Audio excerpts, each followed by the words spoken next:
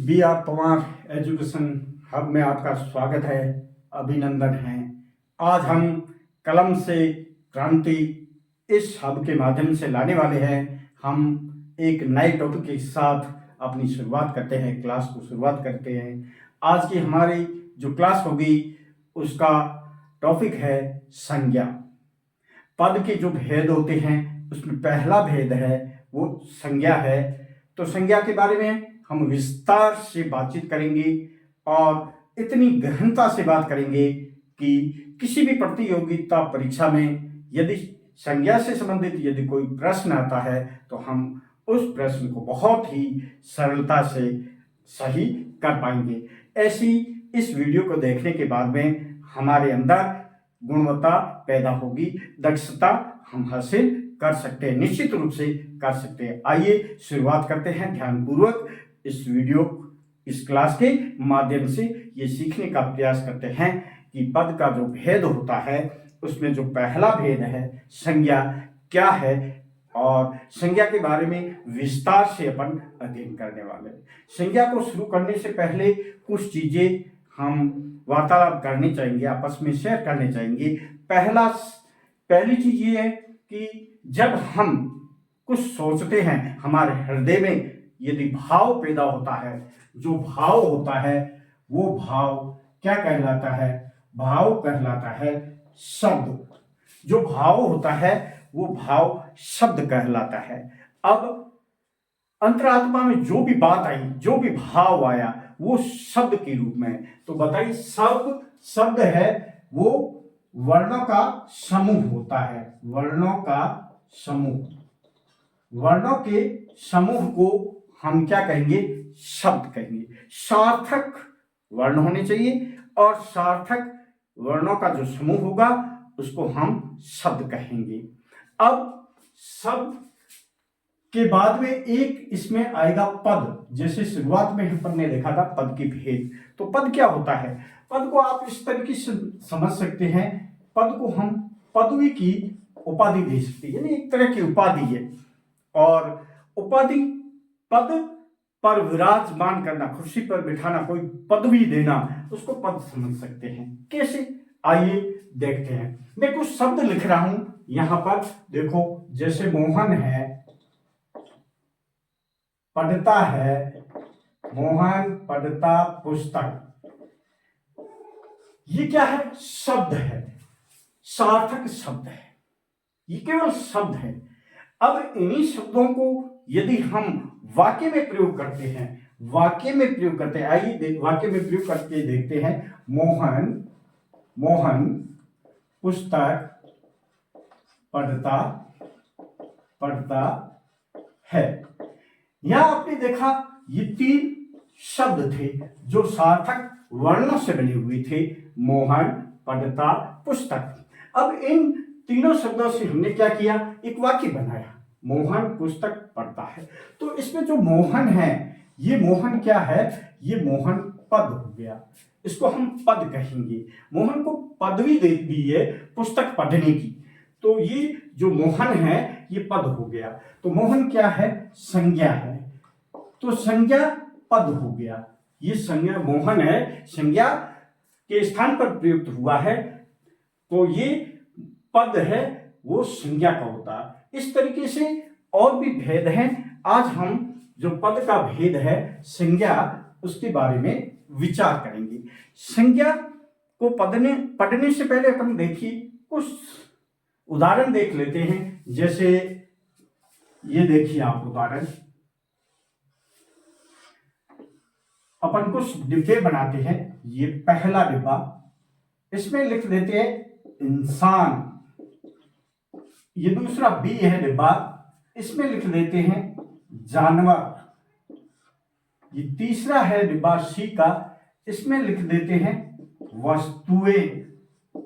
और चौथा है डिब्बा, तीन हो गए, चौथा है इसमें डी का, इसमें अपन लिख लेते हैं स्थान। और पांचवा ई का डिब्बा, इसमें अपन लिखते हैं द्रव्य। द्रव्य में क्या आएगा? गुण है, दोष है, भाव है, प्रकृति है, दशा है, अवस्था है, ये सब इसमें आ गए सारे।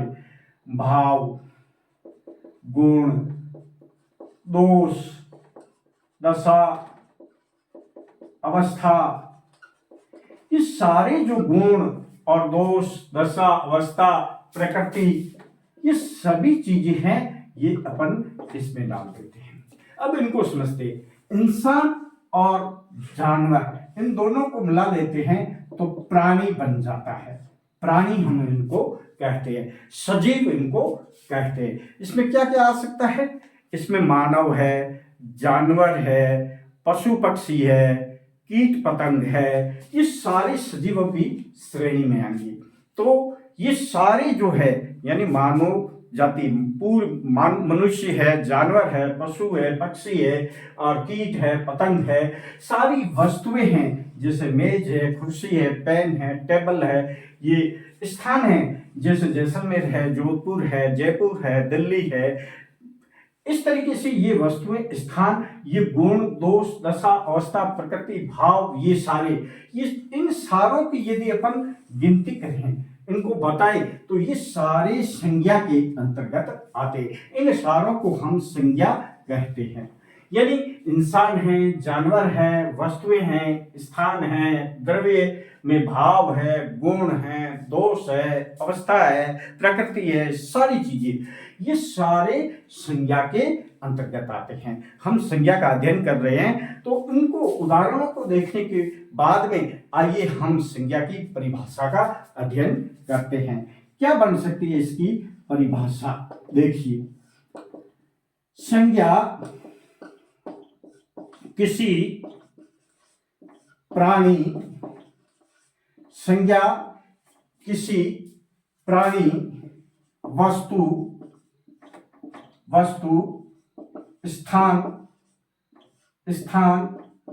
गुण, भाव, प्रकृति, दशा आदि को कहते हैं। इन संज्ञा के अंतर्गत सारे प्राणी, इंसान है, जानवर है, ये आ जाते हैं।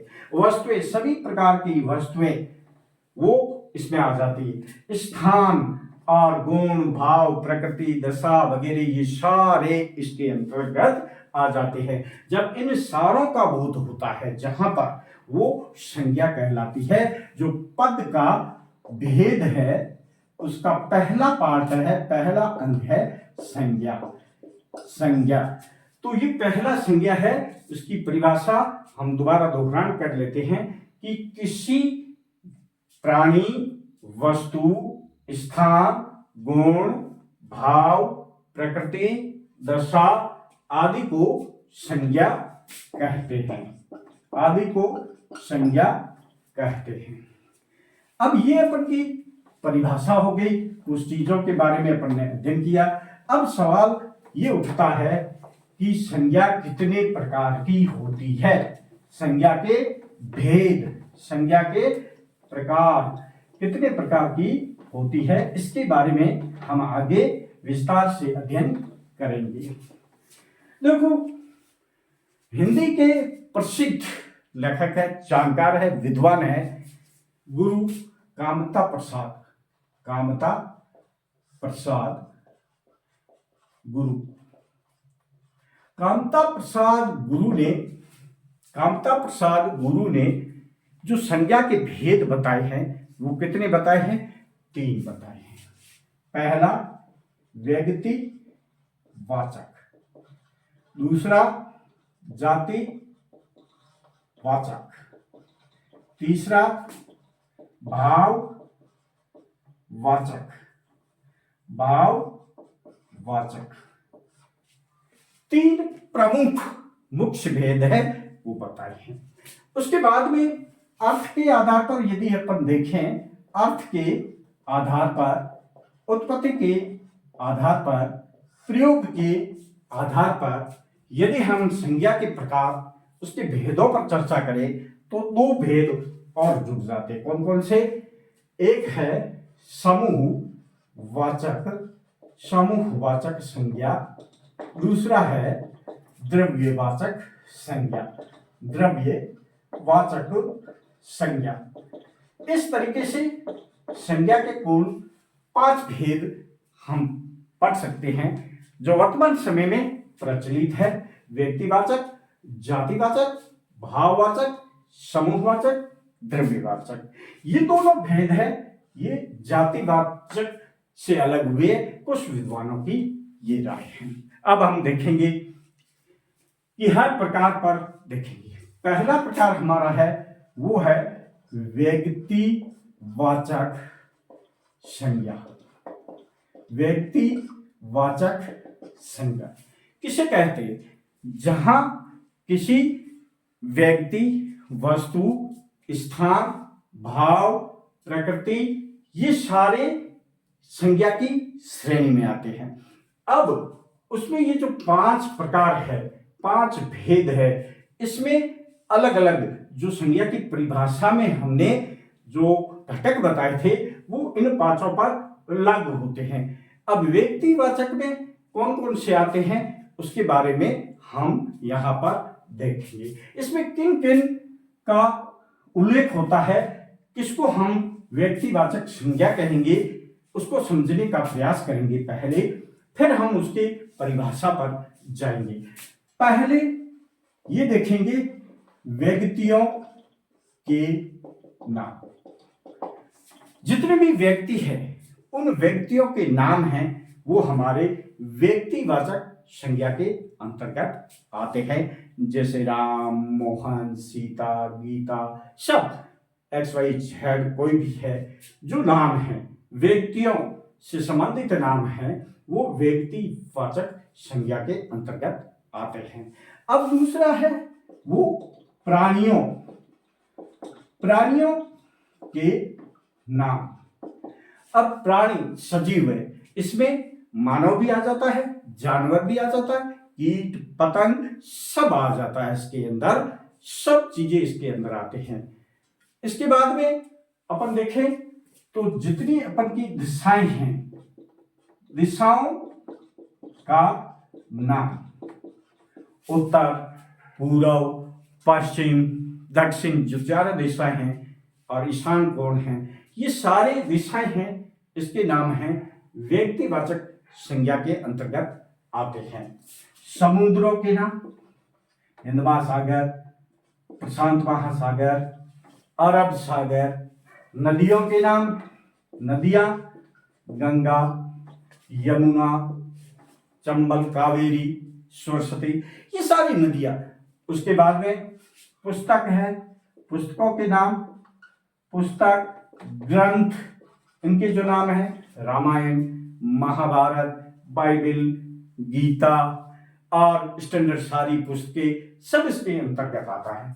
अब उत्सवों के नाम होली, दीपावली, रक्षाबंधन, 26 जनवरी, 15 अगस्त, सारे उत्सव है वो व्यक्तिवाचक संज्ञा के अंतर्गत आते हैं।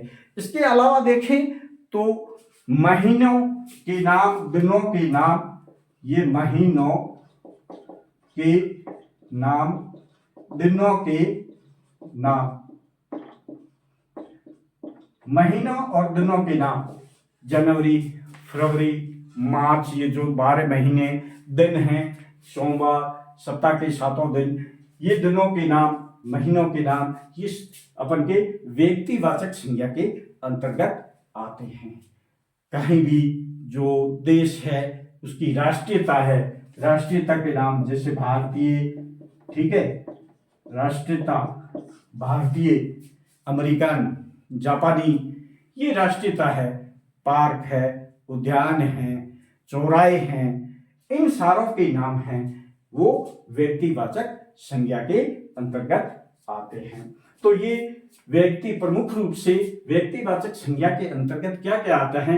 व्यक्तियों के नाम आते हैं, व्यक्ति है, प्राणी है, दिशा है, समुद्र है, नदियां हैं, पुस्तक है, ग्रंथ है, उत्सव है, महीनों के नाम है, दिनों के नाम है, राष्ट्रीयता है, और इसके अलावा पार्क है, चौराहे हैं, पर्वत हैं, पठार है, जो भी चीजें हैं वो सब व्यक्तिवाचक संज्ञा के अंतर्गत आते हैं।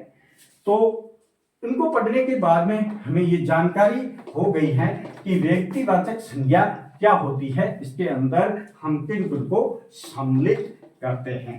दूसरा जो प्रकार होता है वो है जातिवाचक। जातिवाचक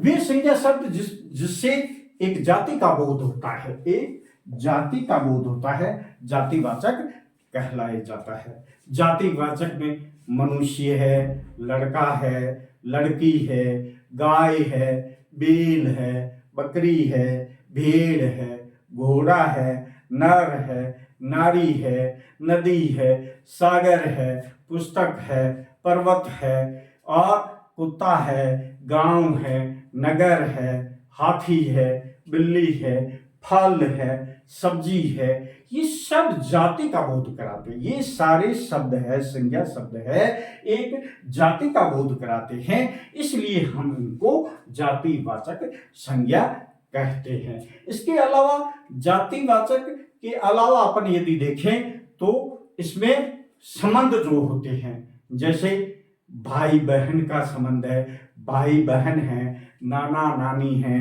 मामा मामी है, ये जो संबंध है या जो व्यवसाय होते हैं, डॉक्टर है, इंजीनियर है, और टीचर है, वकील है, नेता है, ये सारे जातिवाचक के अंतर्गत आते हैं। अब तीसरा जो प्रकार होता है वो हमारा है भाववाचक।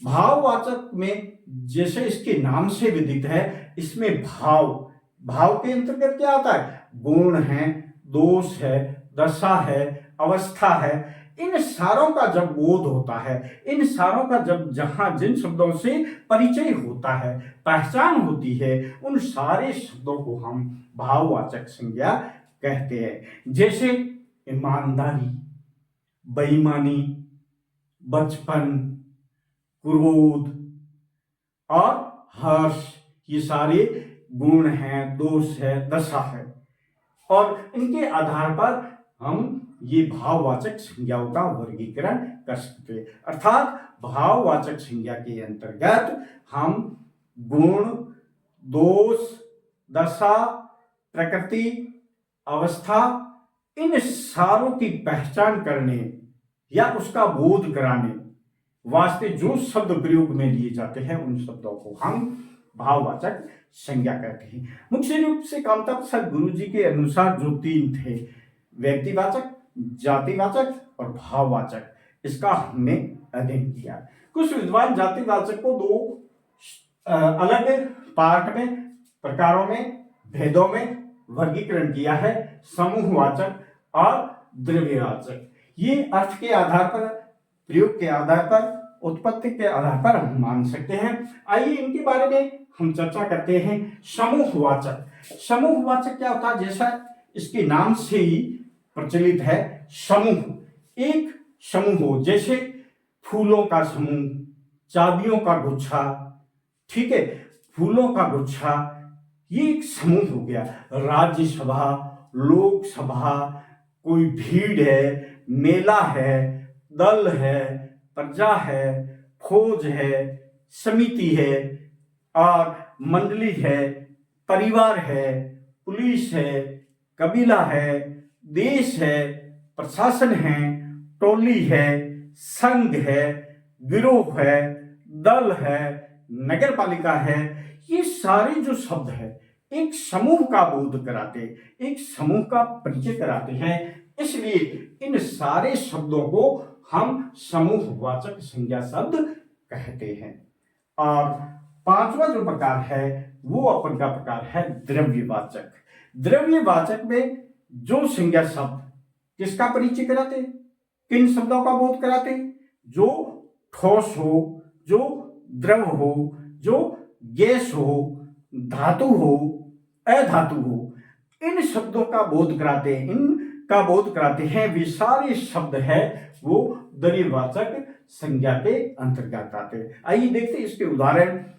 ठोस द्रव्य गैस में अपन जैसे पानी है, दूध है, केरोसिन है, ठीक है, घी है, ऑक्सीजन है, हवा है, लोहा है, पीतल है, तांबा है। तो इसमें धातु, धातु और ठोस, द्रव्य, गैस, ये सारे पदार्थ आते हैं। जब इन सारे पदार्थों का जहां पर बोध कराया जाता है, परिचय कराया जाता है, वो द्रव्यवाचक। धातु के अंदर सोना, चांदी, पीतल, लोहा, ठीक है। अधातु के अंदर अपन समझ सकते हैं कोयला हुआ, हीरा हुआ, मोती हुआ, प्लास्टिक हुआ, ये सारे अधातु के अंतर्गत आते हैं। तो इन सारे धातु, अधातु, ठोस, द्रव्य, गैस, ये पदार्थ होते हैं, वो इसमें जो परिचय कराया जाता है, बोध कराया जाता है, वो द्रव्यवाचक संज्ञा के अंतर्गत माना जाता है। तो हमने संज्ञा की परिभाषा देखी, संज्ञा के भेद देखे। अब कुछ परिस्थितियां ऐसी होती है कि हम भाववाचक संज्ञा कैसे बनाते हैं। तो भाववाचक संज्ञा बनाने के 5 आधार है। 5 प्रकार से हम 5 प्रकारों से भाववाचक संज्ञा बना सकते हैं। पहला प्रकार है वो जातिवाचक संज्ञा से बनाना भाववाचक। कैसे बनते हैं? जैसे मानव, मानव जाति का बोध कराते हैं, तो ये जातिवाचक संज्ञा। अब मानव से अपन को बनाना भाववाचक संज्ञा, तो मानव से मानवता हो गया। तो मानवता एक भाव है, एक गुण है। तो इस प्रकार से भाववाचक संज्ञा बनाई जाती है। जैसे पुरुष, पुरुष क्या होता है? जातिवाचक संज्ञा है। अब इससे अपन को बनाना है भाववाचक पुरुषत्व। इस तरीके से दूसरा जो प्रकार होगा वो स्वरनाम से भाववाचक। स्वरनाम से कैसे? जैसे अपना, अपना स्वरनाम है तो अपनत्व। और फिर निज, निजत्व। तीसरा प्रकार अपन देख सकते हैं। तीसरा प्रकार कहां से बनेगा? विशेषण से बनता है। विशेषण से भाववाचक किस प्रकार बनाया जाता है? देखिए, जैसे थकना, थकना ये क्रिया से थकना, और लड़ना, लड़ना से लड़ाई, और थकना से क्या होगा? थकावट, ये क्रिया से बन गई। अब अवयव से कैसे बनता है? अवयव से देख लो, जैसे वाह वाई, वाह वाह अवयव है तो उससे अपन को भाववाचक संज्ञा बनानी है वाह वाही। अब एक शब्द है मना, मना से मनाई। इस तरीके से हम मोटे तौर पर भाववाचक संज्ञा 5 प्रकार से बनाई जाती है। जातिवाचक से, स्वरनाम से, विशेषण से, क्रिया से और अवयव से। इन 5 प्रकार से हम भाववाचक संज्ञा बना सकते हैं। अब संज्ञा के कुछ नियम हैं, परिवर्तन करने के कई नियम हैं। उन नियमों को हम एक अलग क्लास में विस्तार से अध्ययन करेंगे। आज हमने पदा, शब्द, पद और फिर पद के प्रकार, विकारी और अविकारी।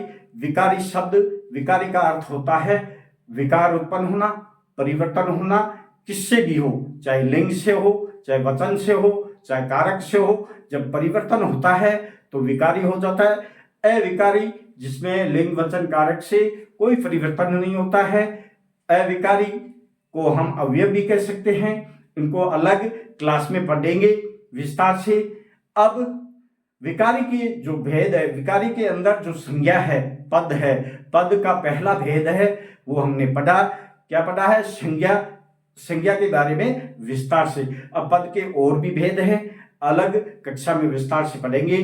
जैसे दूसरे भेद है, स्वरनाम है, विशेषण है, क्रिया है, अवयव है।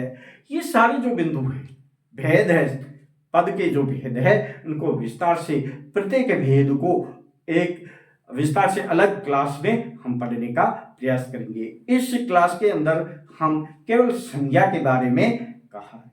आखिर में जाते जाते संज्ञा, संज्ञा क्या है? निचोड़ ये समझ लीजिए, संज्ञा नाम है। संज्ञा नाम है। अब नाम को ही संज्ञा कहते हैं। अभी आपने ध्यान से पूरा इस क्लास को सुना, आप सभी का धन्यवाद।